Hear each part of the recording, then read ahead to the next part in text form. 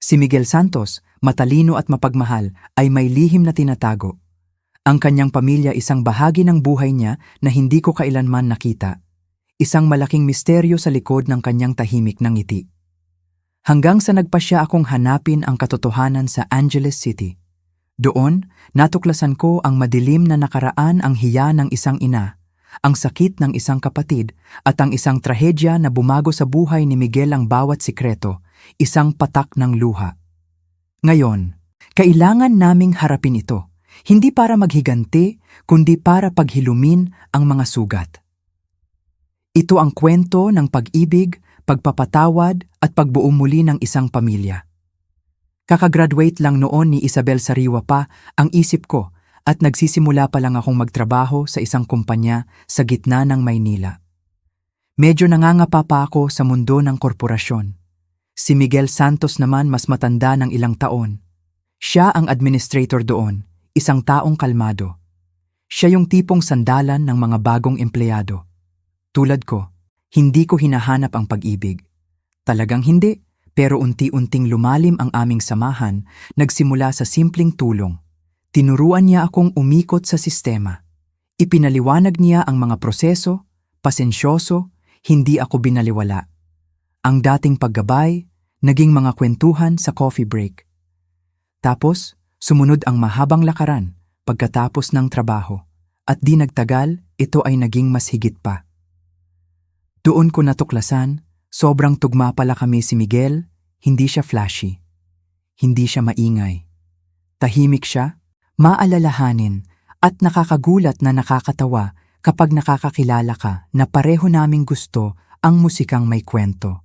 Gusto namin ang road trips na walang planong destinasyon at higit sa lahat, ang simpleng saya ng pagluluto ng hapunan pagkatapos ng mahabang araw.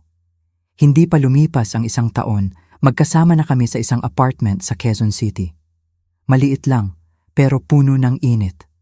Puno ng aming mga tradisyon Biyernes.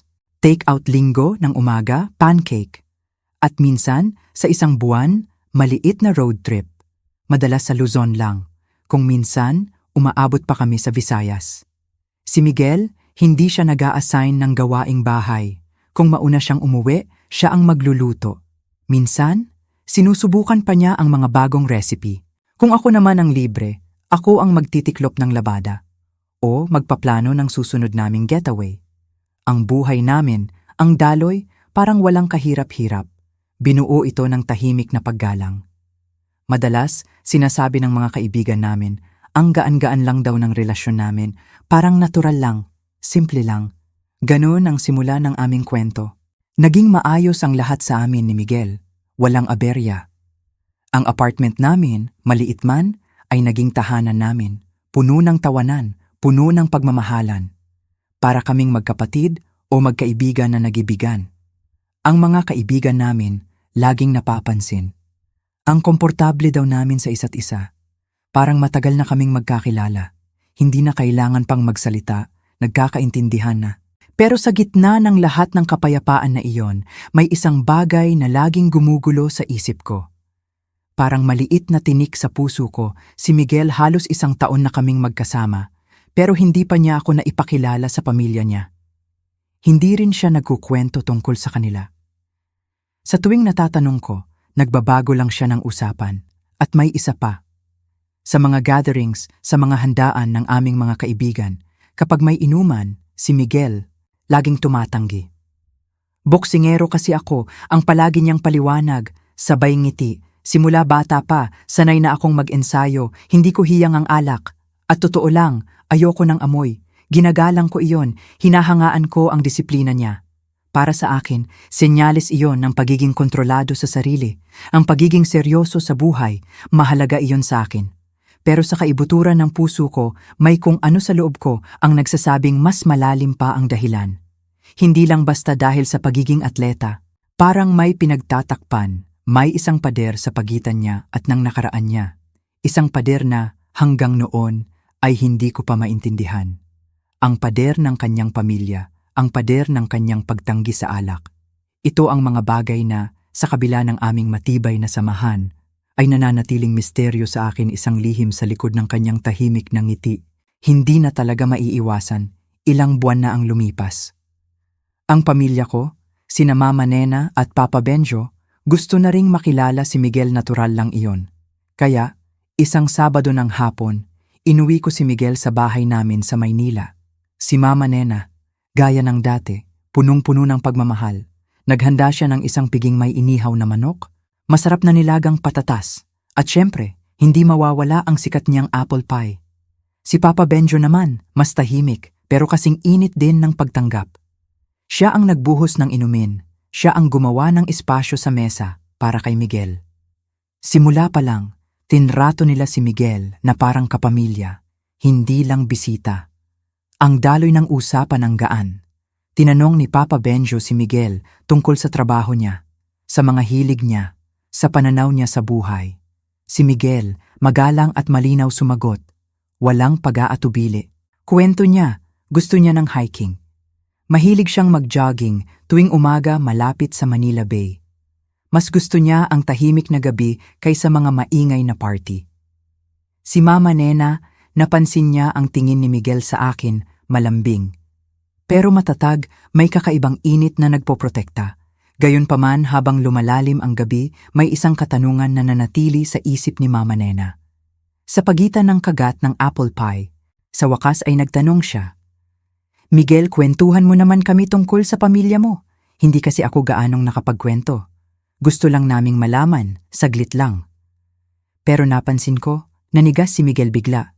Sobrang bilis, halos walang makakapansin. Pero ako, napansin ko. Ang ngiti niya sandaling nawala, tapos bumalik din. Parang pinilit lang.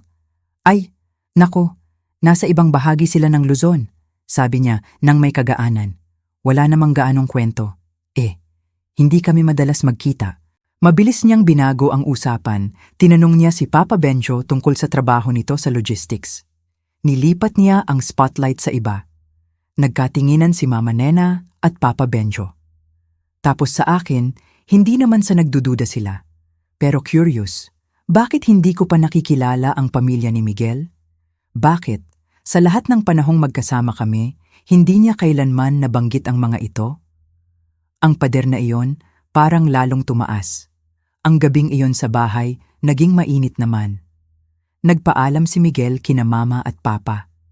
Pero habang pauwi kami, ang init ng gabi, unti-unting napalitan ng isang hindi maipaliwanag na tensyon. Nakatingin lang ako sa labas ng bintana. Iniisip ko yung mga parte ng kwento ni Miguel na nananatiling nakatago. Binigyan niya ako ng oras niya, ng kabaitan niya, ng pagmamahal niya. Pero sa likod ng kanyang matatag na ngiti, may isang malalim na katahimikan. Isang katahimikan na tila mas malawak pa sa distansya ng Maynila, papunta sa probinsya, kung saan siya galing. Isang katahimikan na hindi ko maalis sa isip, gaano man ako magsikap. Hindi pa nga natatapos ang taglamig, usap-usapan na sa bahay ang tungkol sa kasal. Si Mama Nena, gustong-gusto niyang makita ako sa puting belo. Naglalakad sa aisle na puno ng bulaklak. Lahat ng bisita, nakatayo, nakatingin. Si Papa Benjo naman, praktikal gaya ng dati, nagkukunwaring hindi interesado sa mga detalye. Pero nakita ko siyang ngumingiti kapag nagkukwento si Mama tungkol sa first dance, sa champagne toast. Para sa kanila, ang kasal hindi lang basta seremonya. Ito ay pagdiriwang ng pamilya, ng tradisyon, ng lahat ng pinaghirapan nila para sa akin. Pero si Miguel, iba ang pananaw niya. Isang gabi sa apartment namin, habang kumakain kami ng take-out, binuksan niya ang usapan Isabel, nagsimula siya, maingat. Ano kaya ang iisipin mo kung magpakasal tayo ng simple lang? Napatingin ako, nagulat tayong dalawa lang. Tapos, siguro, ilang malalapit na kaibigan, simple lang sa munisipyo. Tapos, dinner na lang after. Walang limo, walang banquet hall, walang ganoong kadami. Ang dami kong inisip, lagi kong naisip, simple lang din. Pero may kasama pa ring celebration, may pamilya, may tugtugan, may mga litrato. Simple oo, sabi ko. Pero, ibig mong sabihin, walang reception talaga? Nagkibit balikat siya. Gusto niyang magtunog kaswal. Bakit pa tayo gagastos ng daan-daang libo para sa mga taong halos hindi naman nating kilala? Yung pera pwede nating gamitin sa honeymoon o kaya pambayad sa down payment sa bahay natin. Yung mga bagay na mas importante sa kinabukasan natin. May punto siya, practical romantiko pa nga, sa sarili niyang paraan, pero sa loob ko, may bumabagabag. Ang mga mata ni Mama Nena ang pangarap niya para sa akin. Ang mga sinabi ni Papa Benjo tungkol sa pamilya. Ang pagpipilit ni Miguel parang may nakatago, isang giwang sa pader. Ang gabing iyon sa bahay, naging mainit naman. Nagpaalam si Miguel kina Mama at Papa. Pero habang pauwi kami, ang init ng gabi unti-unting napalitan ng isang hindi maipaliwanag na tensyon. Nakatingin lang ako sa labas ng bintana. Iniisip ko yung mga parte ng kwento ni Miguel na nananatiling nakatago. Binigyan niya ako ng oras niya, ng kabaitan niya, ng pagmamahal niya. Pero sa likod ng kanyang matatag na ngiti, may isang malalim na katahimikan. Isang katahimikan na tila mas malawak pa sa distansya ng Maynila papunta sa probinsya kung saan siya galing. Isang katahimikan na hindi ko maalis sa isip gaano man ako magsikap. Hindi pa nga natatapos ang taglamig, usap-usapan na sa bahay ang tungkol sa kasal. Si Mama Nena, gustong-gusto niyang makita ako sa puting belo, naglalakad sa aisle na puno ng bulaklak. Lahat ng bisita, nakatayo, nakatingin. Si Papa Benjo naman, praktikal gaya ng dati, nagkukunwaring hindi interesado sa mga detalye. Pero nakita ko siyang ngumingiti kapag nagkukwento si Mama tungkol sa first dance sa champagne toast. Para sa kanila, ang kasal, hindi lang basta seremonya. Ito ay pagdiriwang ng pamilya, ng tradisyon, ng lahat ng pinaghirapan nila para sa akin. Pero si Miguel iba ang pananaw niya isang gabi sa apartment namin. Habang kumakain kami ng take-out, binuksan niya ang usapan Isabel, nagsimula siya, maingat. Ano kaya ang iisipin mo kung magpakasal tayo ng simple lang? Napatingin ako nagulat tayong dalawa lang, tapos siguro ilang malalapit na kaibigan. Simple lang sa munisipyo, tapos dinner na lang after. Walang limo, walang banquet hall, walang ganong kadami. Ang dami kong inisip, lagi kong naisip, simple lang din, pero may kasama pa ring celebration, may pamilya, may tugtugan, may mga litrato. Simple oo, sabi ko. Pero, ibig mong sabihin, walang reception talaga? Nagkibit-balikat siya, gusto niyang magtunog kaswal. Bakit pa tayo gagastos ng daan-daang libo para sa mga taong halos hindi naman natin kilala? Yung pera, pwede nating gamitin sa honeymoon. O kaya, pambayad sa down payment sa bahay natin. Yung mga bagay na mas importante sa kinabukasan natin. May punto siya praktikal romantiko pa nga sa sarili niyang paraan. Pero sa loob ko, may bumabagabag. Ang mga mata ni Mama Nena ang pangarap niya para sa akin. Ang mga sinabi ni Papa Benjo tungkol sa pamilya. Ang pagpipilit ni Miguel parang may nakatago, isang giwang sa pader. Ang ideyang iyon, simula pa lang ng gabing igiit ni Miguel na hindi pupunta ang mga magulang niya sa kasal. Walang dahilan, tanging pader ng katahimikan. Habang patuloy siyang tumangging magpaliwanag, lalo namang nagniningas ang kuryosidad ko. Isang linggo makalipas, sinabi ni Miguel na may short business trip siya. Hindi naman iyon bago. Minsan talaga, kailangan siyang mag-travel sa ibang probinsya sa Luzon para sa trabaho. Tinanong pa niya ako kung gusto kong sumama, pero umiling lang ako, nagdahilan na marami akong report na tatapusin at wala rin akong ganang maglibot mag-isa habang siya ay nasa meetings. Madali niyang tinanggap ang sagot ko. Hinalikan niya ako sa noo kinabukasan. Umalis siya bago sumikat ang araw, dala ang maliit niyang overnight bag. Pinanood ko ang taxi na umalis mula sa building namin. Ang puso ko, bumibilis ang pintig. Nakapagdesisyon na ako. Kinagabihan, habang nililigpit ko ang apartment, nakita ko ang kumpirmasyon na hinahanap ko. Sa loob ng glove compartment ng sasakyan ni Miguel, kung saan niya minsan iniiwan ang insurance papers at lumang sulat, may nakita akong nakatiklop na sobre nakasulat sa address. Aling Carol, Angeles City, Pampanga. Nakatitig ako sa pangalan. Naalala ko, minsan niyang sinabi ang pangalan ng nanay niya nang mabilis, na parang aksidente lang Carol. Dapat, siya nga iyon. Matagal kong hawak ang sobre. Nag-iisip. Pakiramdam ko, nanghihimasok ako. Nilalabag ang isang linya na ipinangako kong hindi ko tatawidin. Pero nandoon iyon, ang address na itinago niya. Ang koneksyon sa pamilyang ayaw niyang pag-usapan, isinilid ko ang papel sa bag ko. Kinabukasan, nag-empake ako ng maliit na bag. Sabi ko kina mama at papa, may lakad ako sa labas ng Maynila, tapos sumakay ako sa kotse ko. Sinet ko ang GPS patungong Angeles City. Diretso lang ang highway sa harap ko. Ang sikat ng araw sa taglamig, maputla at malamig. Habang dumadaan ang mga kilometro, nagbago ang tanawin. Mula sa abala ng Maynila, naging mas tahimik, mas kulay abo ang mga gilid ng tinatawag na Rust Belt ng Luzon. Mga lumang warehouse na may basag na bintana, mga lumang pabrika na dati sentro ng produksyon ng bakal, ngayon ay nakatayo lang, abandonado. Ang kanilang mga usok parang mga basag na daliri na nakaturo sa langit. Malapit na sa Angeles City, hindi na maitago ang pagbagsak ng lugar. Mga hilera ng bahay, malapit sa isa't isa, ang mga veranda, bumagsak ang mga bintana, tinakpan ng tabla. Parang ang ibang kalsada, nawalan na ng buhay.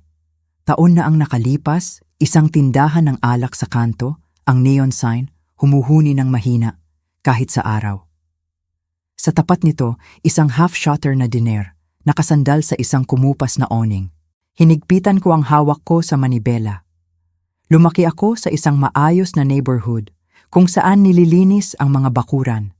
Nagkakawayan ang mga kapitbahay. Dito, ang katahimikan ng bigat, na sinisira lang ng minsanang tahol ng asong gala o tunog ng musikang lumalabas sa sasakyang dumadaan. Inidirekta ako ng GPS ko sa isang makipot na residential street. Puno ng lubak ang kalsada, mga bakuran, matataas ang damo, mga bakod, basag-basag sa harap ng isang bahay, isang truck na kinalawang, nakatayo sa block, walang gulong. Ang labada, kumakaway ng matigas sa sampayan, kahit halos wala na itong kulay, bumagal ako, mabilis ang tibok ng puso ko. Ito ang mundong iniwan ni Miguel. Ang mundong hindi niya kailanman gustong makita ko. Naisip ko, ang pagtanggi niya sa alak, ang pag-iwas niya sa kwento ng pamilya, ang pagpipilit niyang hindi pupunta ang mga magulang niya sa kasal. Sa tanawing ito, nagsimulang magkaroon ng saysay ang kanyang katahimikan. Ipinarko ang kotse ko malapit sa isang corner store. Ang bubong parang babagsak na. May hand-painted sign, saglit lang, umupo lang ako doon. Nakatitig sa address sa papel. Hindi ako sigurado kung may lakas pa akong kumatok sa pintuan kapag nakita ko na ang tiyan ko kumukulo sa kaba. Mahal ko si Miguel, nagtitiwala ako sa kanya. Pero hindi ko kayang bumuo ng kasal sa gitna ng anino. Huminga ako ng malalim, saka ko ulit pinaandar ang makina, lumalim pa ako sa neighborhood. Bawat liko, parang lalong nagdadala sa akin sa abandonadong lugar, na parang nalimutan na ng panahon ang bahagi na ito ng Luzon. Ang mga bahay nakasandal, parang mga matatandang pagod, isang tricycle ng bata. Kinalawang at sira nakabaligtad sa bakuran na puno ng damo. Sa malayo, may isang asong umalulong mahaba at malungkot. Habang papalapit ako sa address, lalo kong naramdaman ang bigat ng aking matutuklasan. Hindi na lang ito tungkol sa kuryosidad, ito ay tungkol sa katotohanan. Ang katotohanan sa likod ng lalaking mahal ko. Ang katotohanan na siya ay masyadong takot o nahihiya para ibahagi. Sa wakas, nakita ko ang numero pintado ng palikuli ko sa isang basag na mailbox. Santos, sumikip ang dibdib ko. Ipinark ko ang kotse sa gilid ng kalsada. Pinatay ko ang makina. Sa mahabang sandali, hindi ako gumalaw. Ang bahay, sa harap ko uumoy ang bubong. Ang veranda, puno ng mga lata ng beer. Ang mga kurtina, dilaw at matigas. Pinikit ko ang mga mata ko. Huminga ako ng isang beses. Saka ko binuksan ang pinto ng kotse. Kumagat sa pisngi ko ang lamig ng hangin habang lumalabas ako. Ang tunog ng aking bota na nagkalampag sa graba, napakalakas sa tahimik na kalsada. Ano man ang mga lihim na inilibing ni Miguel dito, haharapin ko iyon mag-isa. Nakatayo ako sa harap ng bahay na iyon, ang numero sa mailbox. Halos hindi na mabasa sa ilalim ng kalawang at tuklap na pintura. Bumuga ang hininga ko sa lamig habang umaakyat ako sa umuugong na hagdan. Ang amoy, una kong naamoy iyon, Amoy ng lumang beer, maasim na alak. At parang may asido na nakakapit sa kahoy. Sandali, muntik na akong bumalik. Kumatok ako. Nung una, walang sumagot. Tanging tunog lang ng TV ang naririnig ko mula sa loob. Sinubukan ko ulit. Mas malakas isang boses na galit ang sumagot. Mababa at iritable. Nagbukas ang pinto. Bahagya lang. Isang babae ang sumilip, si Aling Carol.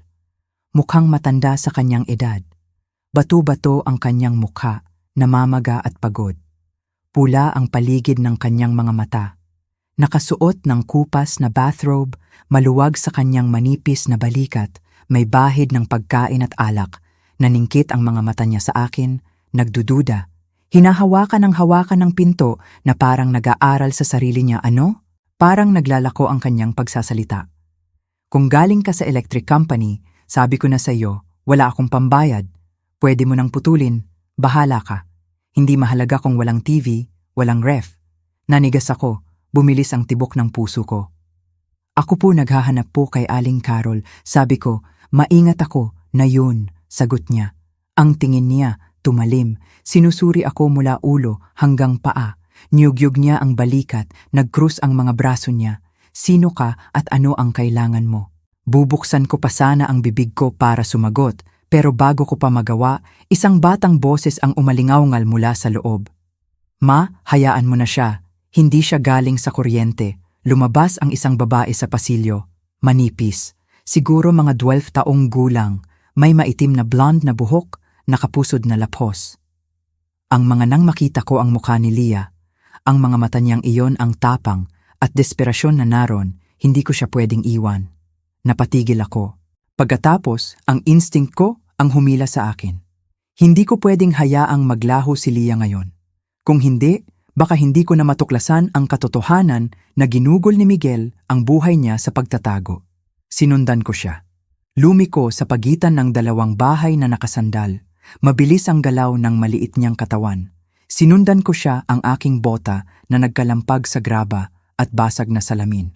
Bilis ng tibok ng puso ko, hindi lang dahil sa paghabol, kundi dahil sa pagdududa na kung hahayaan ko siyang mawala ngayon, baka hindi ko na mahanap ang katotohanan na pinilit itong itago ni Miguel. Pagkaraan ng ilang block, bumukas ang kalsada patungo sa isang malawak na espasyo. May isang lumang convenience store sa sulok. Ang sign nito, kupas ang mga bintana, madumi. Sa kabila nito, isang makitid na daanan patungo sa isang bahagi ng tubig na kumikislap ng mahina sa ilalim ng maputlang araw. Nakita ko si Leah na papunta roon.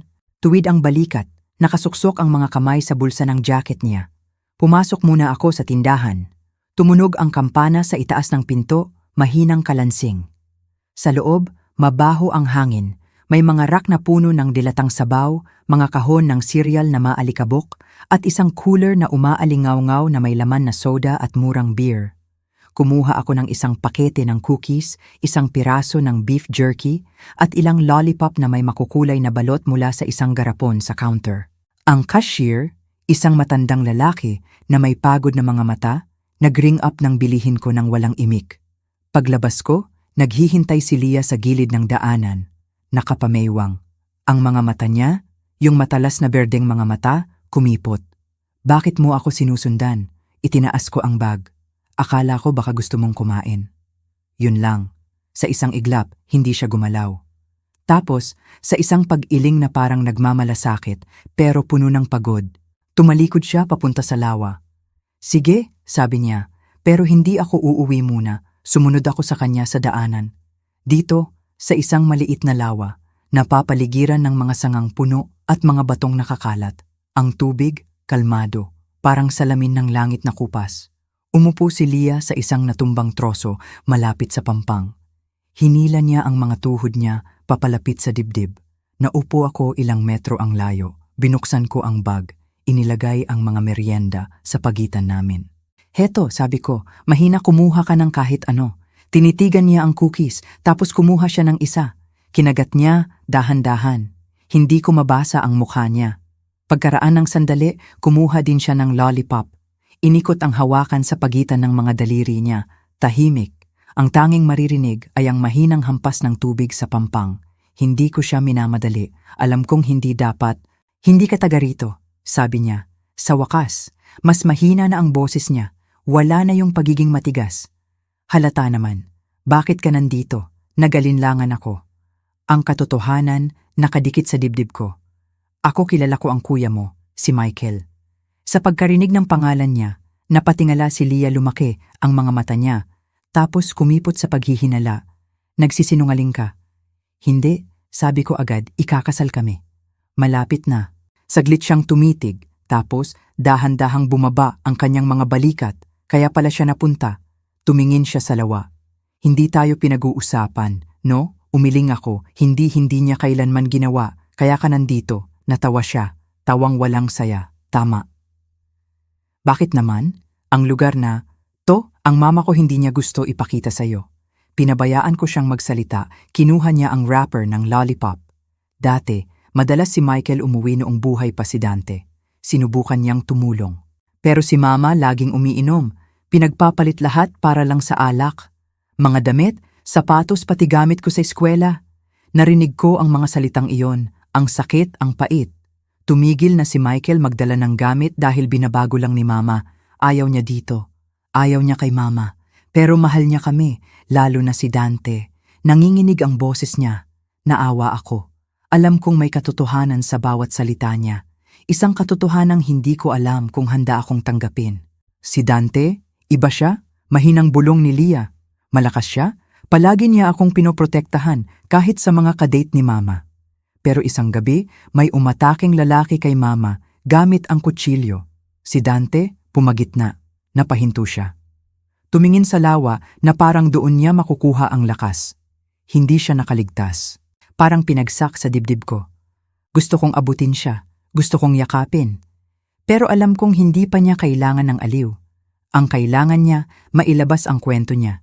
Dahil walang ibang nakikinig. Kaya hindi na bumabalik si Michael, sabi ni Leah sa wakas. Mga mata niyang berdeng nakatingin sa akin. Nagkakasala siya sa sarili niya. Iniisip niyang kung nandoon siya sana, buhay pa si Dante. Pero hindi niya nailigtas, hindi niya tayo nailigtas. Ang hangin mula sa lawa, lumilipad. Nagdadala ng amoy, usok mula sa malayo. Naintindihan ko kung bakit hindi umiinom si Michael. Kung bakit hindi niya binabanggit ang pamilya. Kung bakit tahimik siya. Kapag nagtatanong ako, ang katahimikan niya hindi dahil sa pagmamataas, dahil sa sakit. Nang malaman ni Isabel ang buong katotohanan mula kay Leah, bumalik siya kay Miguel. Dahan-dahan niyang ipinagtapat ang lahat, ang pagpunta niya sa Angeles City, ang pagkakilala niya kay Aling Carol at Leah si Miguel, nagulat, natakot, pero sa wakas, bumigay din aminado na siya sa bigat ng kasalanan na matagal na niyang dinadala. Niyakap siya ni Isabel, pinatatag niya ang loob ni Miguel. Hindi mo kasalanan, sabi niya, magkasama natin itong haharapin. Dahil dito, napagkasunduan nilang hindi itutuloy ang malaking kasal. Ang mahalaga, ayon kay Isabel, ay ang pagbubuklod ng pamilya. Kaya isinama nila si Leah sa kanilang kasal. Isang simpleng seremonya sa munisipyo.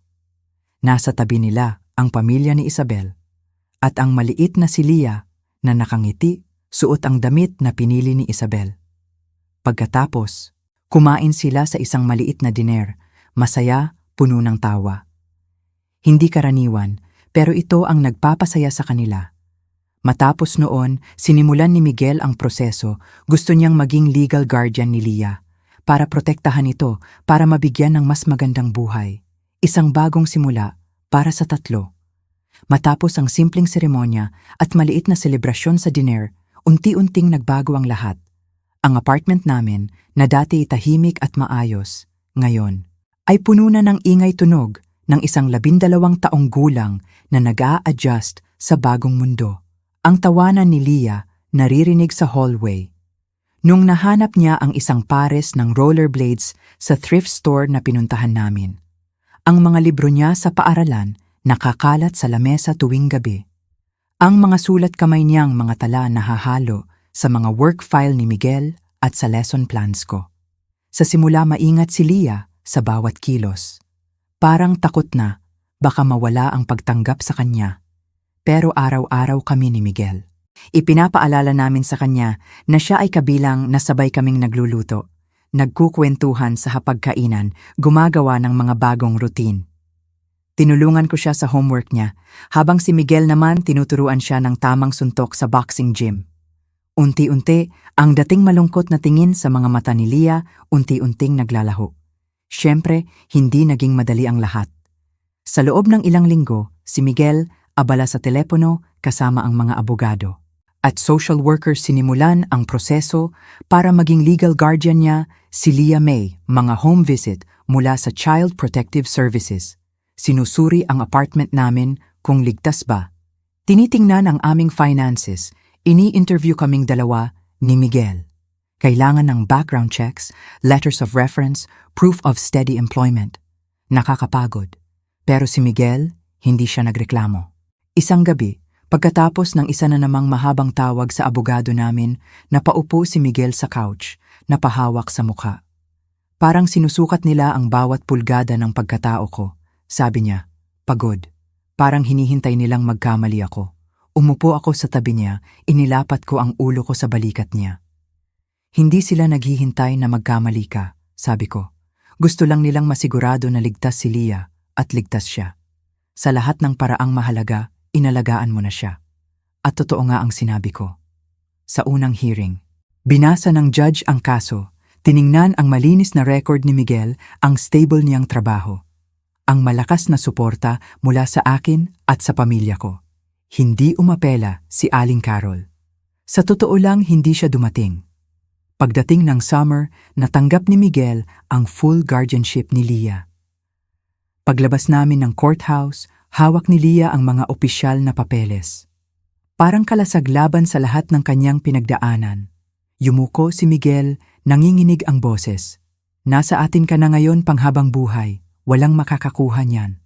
Naiiyak ako habang nakayakap si Leah sa dibdib ni Miguel. Sa sandaling iyon, ang pamilya Santos ay nagsimulang maghilom, hindi dahil sa paglimot sa nakaraan, kundi dahil sa pagpili ng ibang kinabukasan. Makalipas ang ilang buwan, isang malamig na umaga ng Nobyembre, nagalok si Miguel ng isang bagay na matagal na niyang iniiwasan. Gusto ko kayong dalhin ni Leah, sabi niya, mahina ang tono, pero halata ang kaba sa mga kamay niyang magkasalubong, sa puntod ni Dante. Kaya bumalik kami sa Angeles City, malamig ang hangin. Dumating kami sa sementeryo tahimik. Ang mga dahon, tuyo na, nakadikit pa rin sa mga sanga si Miguel, may hawak na bouquet ng puting chrysanthemum. Mabigat ang hakbang niya habang inaalalayan kami patungo sa isang maliit na lapida. Dante Santos, beloved son and brother. Matagal siyang hindi makapagsalita. Lumuhod siya sa harap ng puntod. Nanginginig ang mga balikat, patawad bulong niya. Garalgal ang boses, dapat nandito ako. Dapat na protektahan kita. Umiiyak siya, hinawakan niya ang malamig na bato. Ang hininga niya umuusok sa lamig. Lumuhod ako sa tabi niya. Niyakap ang likod niya. Si Leah, tahimik lang sa tabi niya. Ang maliit niyang kamay, nakapatong sa balikat ni Miguel. Hindi ka nagkulang? Bulong ko. Matagal mo nang pasan yan. Hindi niya gugustuhin na ganito ka.